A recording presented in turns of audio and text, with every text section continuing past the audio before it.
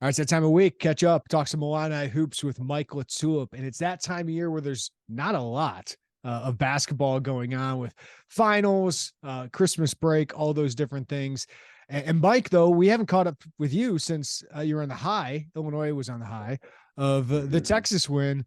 And then, you're reminded shortly what college basketball can be, that these are 18 to 23-year-olds, and that basketball happens like this. There can be swings. We're seeing it across the Big Ten, but a very disappointing 74-59 loss to Penn State that was largely uncompetitive for the final 15 minutes.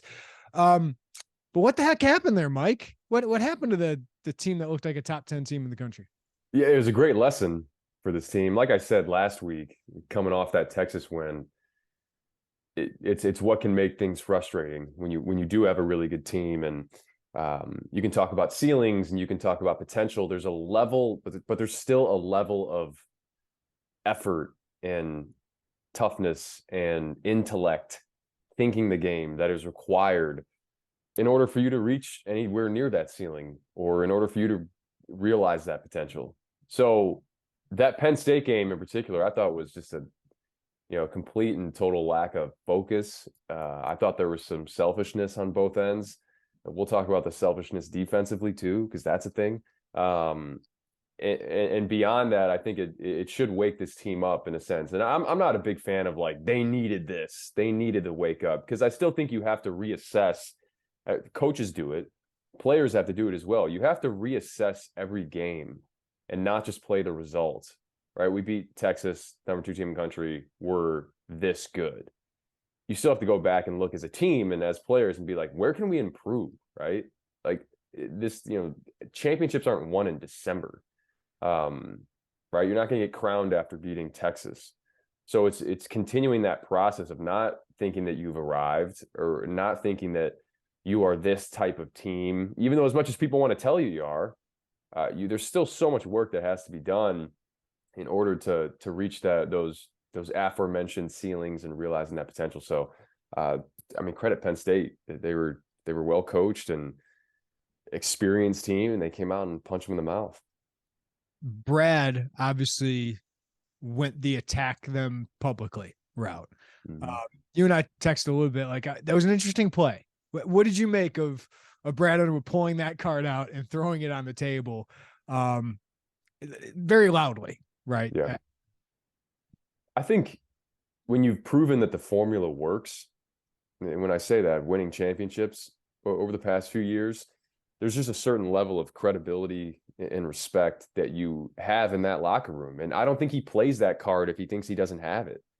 And I don't think he plays that card if he thinks that this has a chance to really fray this team, or have guys go in different directions. I think Terrence the next day came out and tweeted like, hey, he's going to get the best out of us. And that says a lot, man. When you get put on Front Street like that, and you can run in a different direction, or you can handle it a lot of different ways. But I think ultimately, man, this team and this program has shown over the years that when he does this, maybe not that publicly, but when he does things like this, they typically respond. And honestly, most stuff he said, people get caught up on the delivery and the fart noises and all that stuff, but he wasn't wrong. A lot of what he said was right. So I think he knows that as a staff, you always have to reassess and what went wrong, what went right. How can we move on to Alabama A&M? And then as players, like I said, you got to do the same thing and not just think it's an attack. It's hey, wading through the delivery of it. What's the actual message?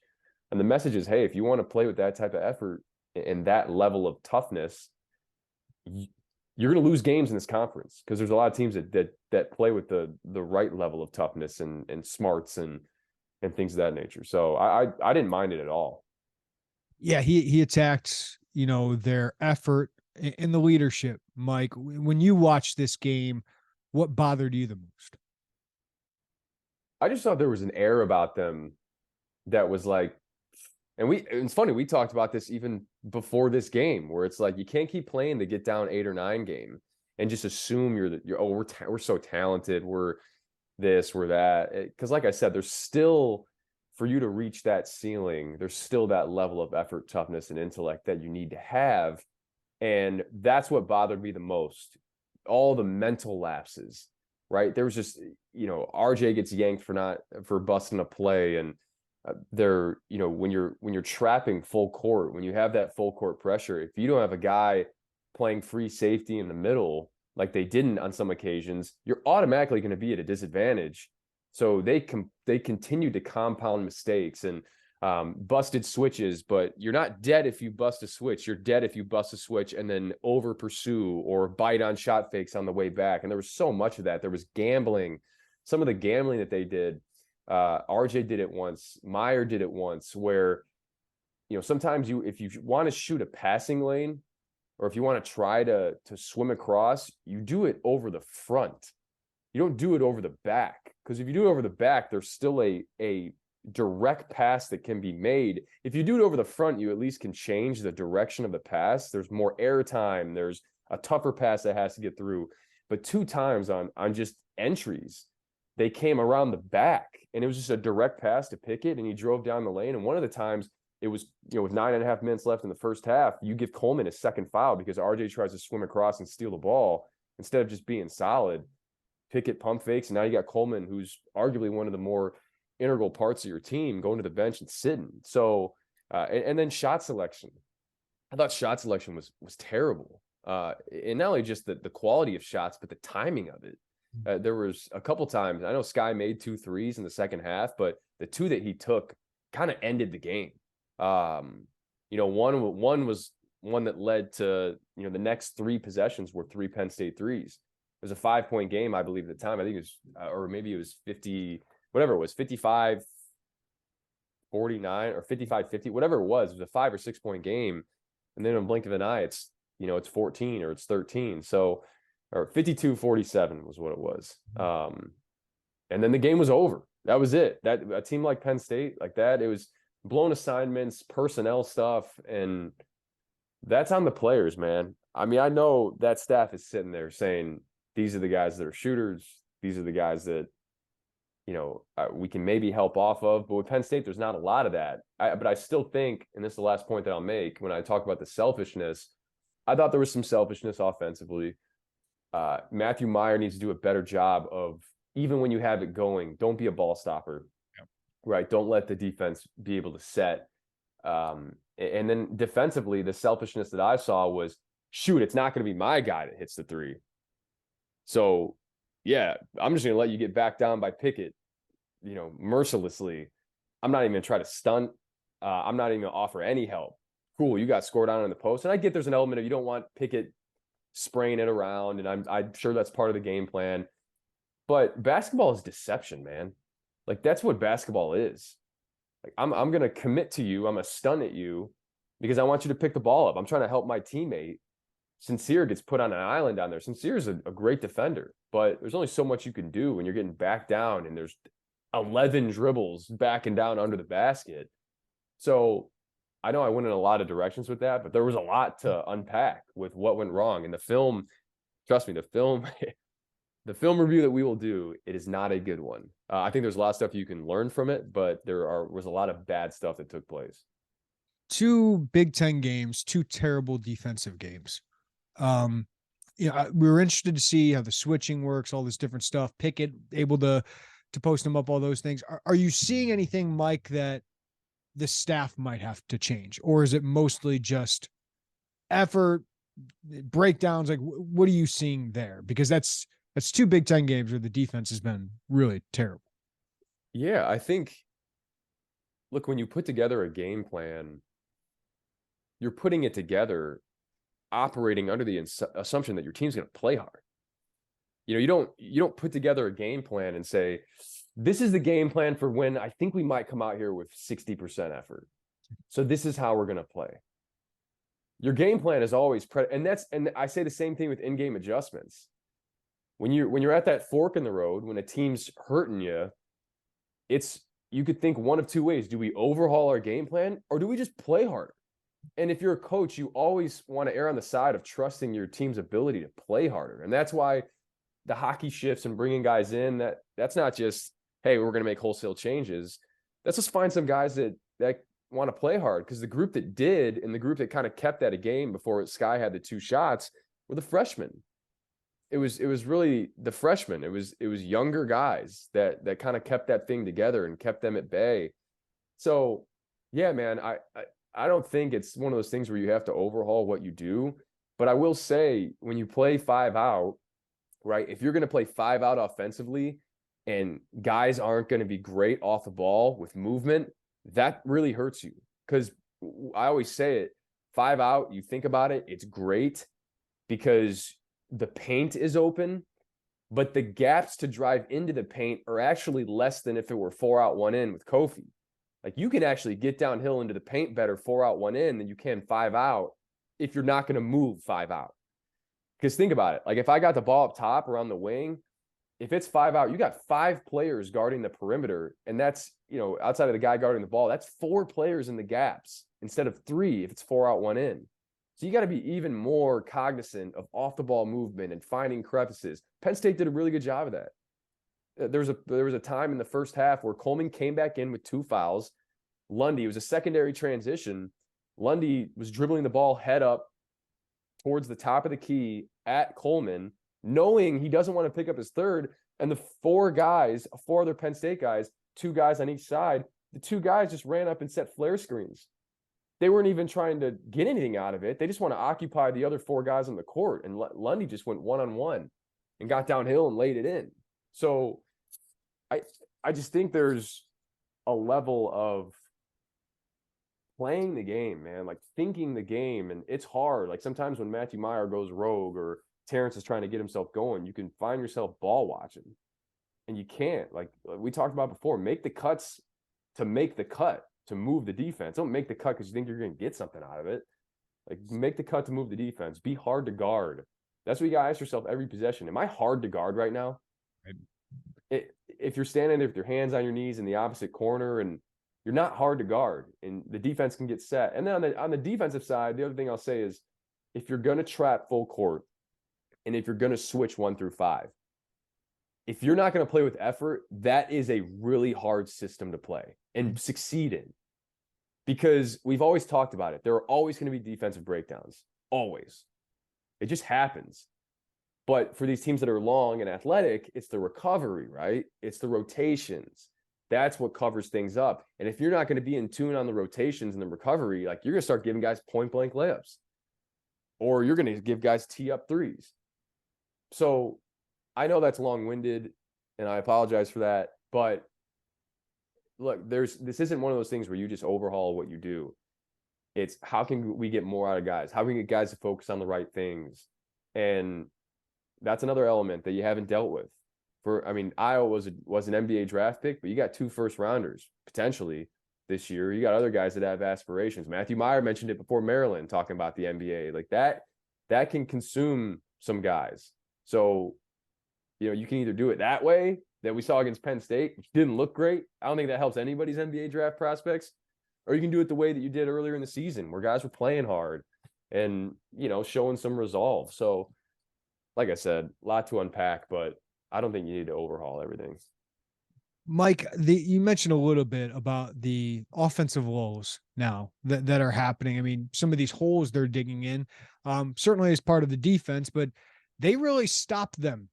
Penn State had a 5-minute scoreless streak, and Illinois just did not score enough. Part of that was due to the lineup they had out there on the floor probably at the time, because Shannon wasn't in, Meyer wasn't in, as Underwood was sending a little bit of a message.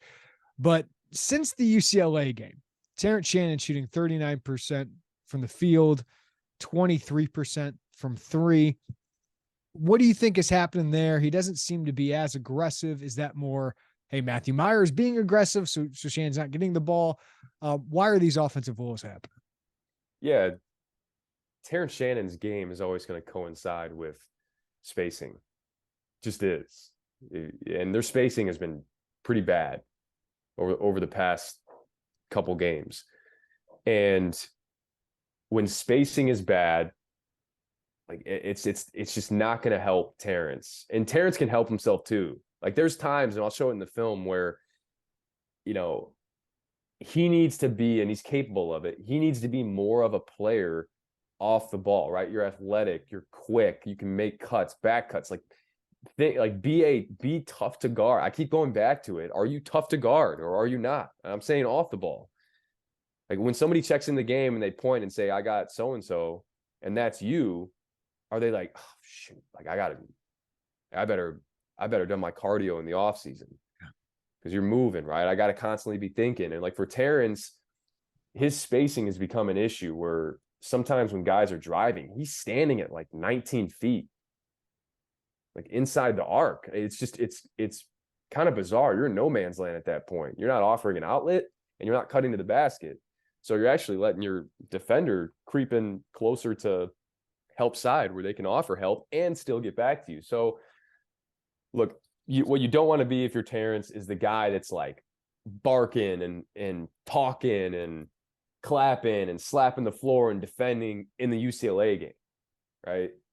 Like when you're hitting, going 8 for 9 from 3, and when you're going off against some of these non-conference opponents and chase down blocks and dunks in the open court. Like when it's hard, who are you when it's hard? And he's capable, man. Like he's capable, and he's a huge part of this team. And part of it, like he hasn't been counted on like this in his college career. Like last year in that particular department, in terms of the effort and the flying around. I mean, that team was armed with guys, more than any team in the country that could alleviate that. And now it's like, hey, man, I'm looking at you. I'm looking at Coleman. I'm looking at Matt Meyer. I'm looking at RJ. If you four are on another planet, they're not winning games. They're not. And some nights it's not gonna be all 4 every night, but if you can get 3 out of the 4 every night, just everybody should be dialed in defending. The offensive production is gonna have peaks and valleys, but man, they just need to help themselves more, right? And that part of that is without the defensive miscues. Now you're getting in transition a little more. You're forcing turnovers. That's where he can thrive. And look, he's still a tremendous player. I mean, I'm not letting 38 minutes of the Texas game and this game convince me otherwise. Like he's going to be right there for first team All Big Ten. These teams are game planning for him, and that's hard, man. That's hard. So he just needs to, and he needs to be picked up by his teammates too. Like this, that's where the leadership comes in as well. Is, hey, this is new for him. I know he's old, but this is new for him. And someone needs to kind of step in there and be like, hey, man, like you're our guy. Like let's go. And when you don't, and when there's maybe some questions about who the guy is, that can be an issue as well. So right, which is what the reason I asked Brad about Terrence's leadership, and it led to the fart noise and the viral thing, is because he has talked about that so much. But I hope people read the context of it. And it was also Coleman. It was also Matthew Meyer, who's been there before, and RJ Melendez, who's second year guy. So it's not all on him, but he's part of it. And now these guys are playing different roles than they ever had before, which you made the point of. You do have to like that the freshmen gave this team life, right? Like that was an inspired defensive effort from those guys. Especially Clark. I know he took some bad shots, but boy, he made some that kept you in that game. Sincere Harris, I don't know if we can say any more about what he brings every night from an effort and just impacting the game in his way. He's obviously got some offensive flaws, but Ty Rodgers gave you some life. Like that was really good to see, as you hope that can carry over. Of he's rebounding, he was being a little bit aggressive offensively, and you could just count on his effort. So I know those are baseline things for what Illinois wants, but I'm sure Brad Underwood feels good about what that group is going to be and what they are, even as freshmen right now. Yeah, between all those guys, in particular Harris and Epps and Rodgers and Clark, like for the most part, I mean, those guys have proven to be unconditional with their effort, right? Up 20, down 20, whatever it may be. I think what you're getting with those guys. And part of that, I think, is because they are the guys in particular that really don't have roles etched in stone, right? Terrence etched in stone. Matthew Meyer, for the most part, etched in stone. Coleman's going to play. I mean, all these guys are trying to put food on their plate, right? Like these freshmen are trying to eat. They're trying to, they look like they're going out there and, man, let's go, let's hunt. And I don't know if I see that, or I certainly didn't see that from the guy. I shouldn't say I don't know if I don't see that, as I don't want to generalize. I didn't see that from the guys against Penn State, the older guys, the top guys, if you will. And that's a problem. Like that's, you always have to fight human nature, because I think a lot of us can sit there and be like, oh, you know what? Human nature, like you always want to try to find ways to, obviously give effort, but fight the temptation of like, hey, even if I dial it back to 80% and conserve, I still have this role that I have. And a lot of them have the luxury of it. Has everyone ever gone to the treadmill and be like, I'm going to kill it today. I'm going to run this much. And then, yeah, I'll just run this much. That's good enough. I'll put it on 6.5. I'll do a 1.5 miles. And yeah, no, I think you're exactly right. That's a good analogy. And look, that's, like I said, this team has to fight that. The older guys have to fight that. And I don't want to make too much of this particular game, because I think we saw a lot of the glaring issues, even after these wins, man, after Texas, after you're like, yeah, there's still some things to clean up. We said it, like, and it just all culminated on one day where, when you didn't want to play with that type of toughness and effort, like in this Big Ten conference, man, especially this year, where people are like, down year, you're going to get smacked up. Mike, I want to ask you this question. Dane Danger is such an interesting piece of this team. He's been really good defensively at the rim. I know my boy Isaac Trotter threw out some numbers of him yesterday, but teams can attack him defensively with the drop coverage, and offensively, he not only has he can obviously score around the basket, something a lot of these guys, something you don't have otherwise without him, but missed free throws are as good as turnovers. And he's turning the ball over a little bit. So just where do you think we are now with Dane Danger, how to use him, what his role is as part of this team? Just because I think as you go into Big Ten play, he's an important piece, but some fans want to start him or whatever it is. But how do you feel about what his role is going to be? Yeah, look, Dane's been really solid. You always got to remind yourself where this kid is at in his college, career. He's pretty early on in his college career, and yeah, analytically, he's been grading out extremely well offensively, extremely well defensively. The problem is that the areas that can end up really hurting you right now for him, it's the free throws and it's transition defense, especially against a team like Penn State. So I like what he brings in terms of a change up off the bench, but that just wasn't the game for him. But the problem was, you kind of had to play him because there just wasn't much effort in other areas from other guys.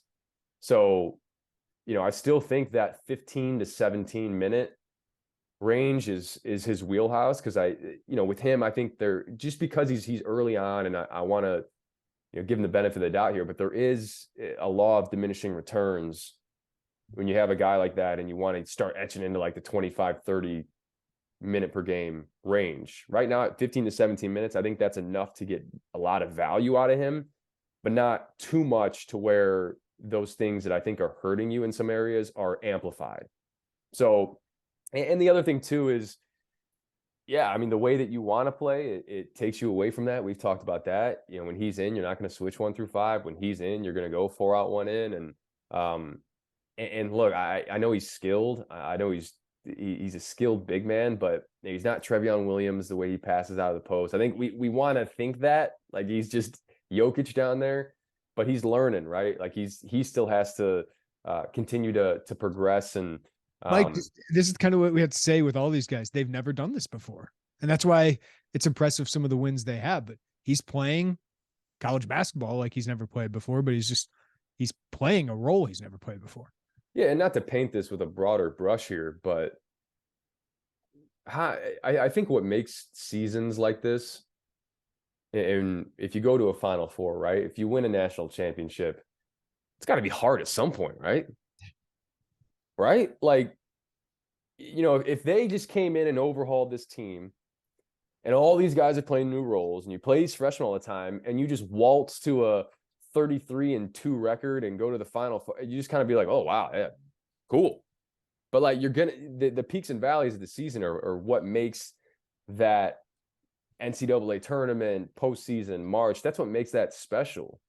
because you have to overcome a lot of things. And with Dane, it's all just a work in progress, right? And it's hard because if there was 1 week to not have a game like that, it was the week where you kind of had a week off in between, right? Like and it just festers and it marinates. And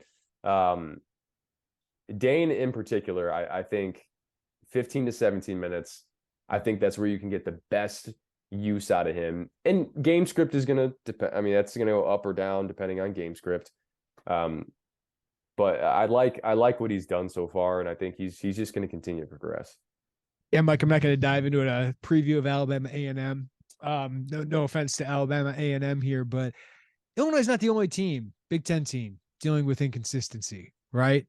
IU has lost 2 of 3 now, 2 to really good opponents. Maryland's lost 3 straight against a great schedule. Iowa's lost 3 of 5. Michigan 3 of 6. Rutgers 3 of 4. Number 1 team in the country just went to OT with Nebraska. That happens when you play Tominaga, my favorite player in the Big Ten. But this isn't like ridiculous. Like, this is kind of what happens in this conference that maybe doesn't have an elite team. People might argue Purdue right now with what Zach Edey's doing and what some of those freshman guards are doing. But this is kind of par for the course right now in the Big Ten. It is. And when you looked at KenPom before the season, it was this smorgasbord of results. It was 12-8, 11-9. It was just everybody packed in to that, you know, with the parity and with the conference in general being more up for grabs.